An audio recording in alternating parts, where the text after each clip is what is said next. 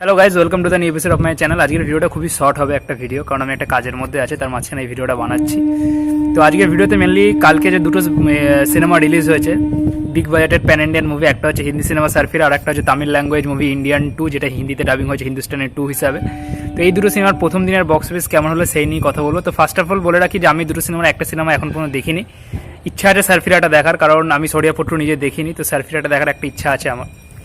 But আমি যা বিভিন্ন চ্যানেলে যেসব মানে ইউটিউব চ্যানেলে যেসব রিভিউ দেখলাম এবং বিভিন্ন পেজে বলো যেসব রিভিউ দেখলাম, আর আজকে বিভিন্ন হিন্দুস্তান টাইমস এরকম কত, ইন্ডিয়া টুডে এরকম কতগুলো ইয়ে থেকে এই দুটো সিনেমারই রিভিউ বেরিয়েছে। তো যেটা বুঝলাম যে হিন্দুস্তানের 2 একেবারেই ওয়ার্ক করেনি, মানে ঠিকঠাক সিনেমা হয়নি, মানে শঙ্করের যে মাপের সিনেমা হয় সেই রকমের সিনেমা মানে ধারে কাছেও যায়নি সিনেমাটা। One of the failure his career. আর অপরদিকে সার্ফিরা 2 যে সিনেমাটায় অক্ষয় কুমারের one of the best performance হয়েছে, প্লাস সিনেমাটা সব কিছুই বেটার হয়েছে। কিন্তু একটা জিনিস যেটা সিনেমার বড় নেগেটিভ পয়েন্ট, সিনেমাটা হচ্ছে একটা মানে ফ্রেম টু ফ্রেম রিমেকই হয়েছে সিনেমাটা, ঠিক আছে। তো এইটা দুটো সিনেমারই নেগেটিভ দিক রয়েছে, এবং এই দুটো নিয়েই অক্ষয়ের সিনেমা রিসেন্ট টাইমে খুব ভালো চলছে না।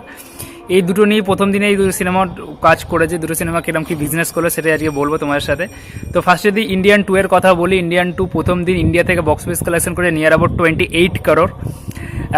হয়তো সংখ্যা দেখে মনে হচ্ছে হ্যাঁ অনেক বড় নাম্বার, কিন্তু রিসেন্ট টাইমে যেরকম সিনেমা রিলিজ হচ্ছে লাইক বলিউডে যেরকম জওয়ান, পাঠান বা এবং সাউথে যেরকম বড় বড় মাপের সিনেমা হচ্ছে, এবং কমল হাসান যেটা এখন প্রথম সারি স্টার এবং সুপারস্টার সে সেখানকার, তার যেরকম হাইপ আছে সেই অনুসারে এই কালেকশনটা কিছু নয়। আর প্লাস নেগেটিভ রিভিউ পাওয়ার জন্য আজকে থেকে কালেকশনের একটা কিন্তু বড় ড্রপ ওঠে। আর এমনিতেই আপনারা জানেন যে সাউথ বক্স অফিসে সেকেন্ড দিনে কিন্তু বক্স অফিসে একটু ড্রপ লক্ষ্য করা যায়।